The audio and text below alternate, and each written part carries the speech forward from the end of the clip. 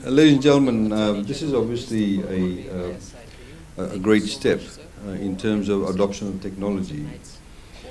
As you know that in the past couple of years in particular, given COVID, with the restriction of movement, many people have resorted to, for example, using various apps, using digital platforms to order food, buy Yangona. People, of course, are using Spotify and various other apps too. But it's brought a lot of people into the digital space. In Fiji, of course, this has also been propelled by the fact that today over 95% of the population actually has access to connectivity, because apps don't work if you don't have connectivity. We have over 600,000 smartphones in Fiji. We have more SIM cards in Fiji operating than the actual number of people. So people obviously have more than one SIM card.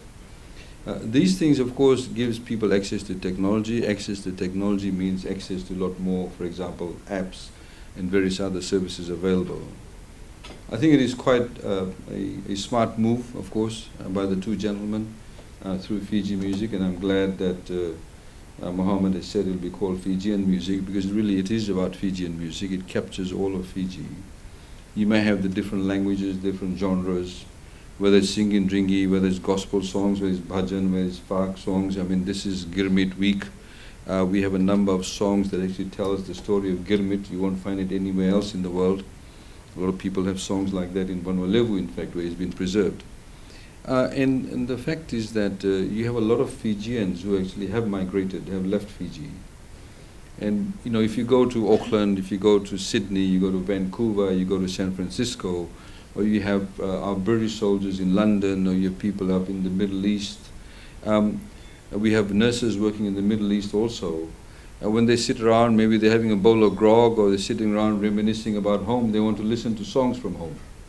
And by having this app available, they'll be the customers of your platform, of your app. And it does also help people to connect with Fiji, connect with their homeland. And it also gives, of course, not just sort of fulfilling that reminiscing part of what home is like, what home is like, but it also ensures that our artists get a particular level of airplay or airtime, which can, of course, potentially mean revenue for them. As was highlighted earlier on, with the advent of technology, before, I mean, I remember as a kid we had the vinyls, the long plays, the LPs, and then of course you had the cassettes, and then of course you had the CDs. I mean, the other day I said to somebody, I've got lots of CDs, and they looked at me like I was from the Stone Age. CDs, I've got a whole stack of CDs, but it's no longer relevant, so I had to go out. I went overseas once, and I went to a very corner store somewhere and found a CD player, which I have, because I like listening to my CDs. But of course now everything is downloaded. You have apps, and that obviously is the way to go. So I'd like to thank both the gentlemen, because it does give Fijian artists the opportunity to at least get some form of recognition for their talent, but also to be able to generate some revenue for themselves, and I think that's critically important. With the renaming of it to Fijian Music, I think it'll capture a lot more people's attention, and I think you'll probably find a lot of customers, not just offshore but also locally. I mean, sometimes people may be in the middle of the night drinking grog or listening somewhere to some music, and they may want to listen to a particular type of music. I was in bar a couple of months back. People had these sort of singing that you normally don't find anywhere else in the world, but only in Fiji. And so people like to listen to that from time to time, or people go to weddings, or people may be sitting around in an office over here and may want to listen to some singing, drinking whilst they're drinking a bowl of grog. And again, it's readily available. So thank you very much for that. And I'd like to thank all those who've been involved in the launch of this, and indeed the creation. I mean, the young man, the gentleman who spoke earlier on, we have a lot of Fijian talent.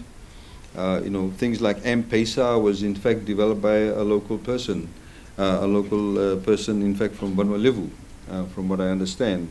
So we have a lot of young Fijians who are very talented. We need to be able to tap into that type of expertise and skill sets, and hopefully you can go back to New Zealand. If somebody else wants to develop an app, give them more jobs too.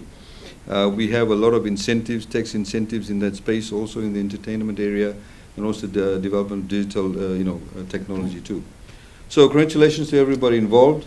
I'd like to, it'd be great to see more artists being uploaded. And thank you, Procera, for your perseverance. And these things do take a toll. The fact is that music is available now quite readily. And there was an issue where people went through in respect of, getting the copyrights being paid. A lot of people downloaded music illegally, as we know before too. Even when the CDs, people used to go off and burn the CDs illegally in somebody's garage. These are a number of challenges a lot of people don't realize that producers actually face.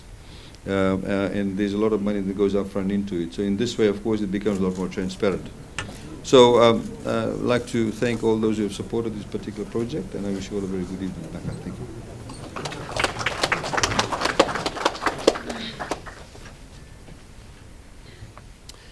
And now, ladies and gentlemen, we shall open up the floor.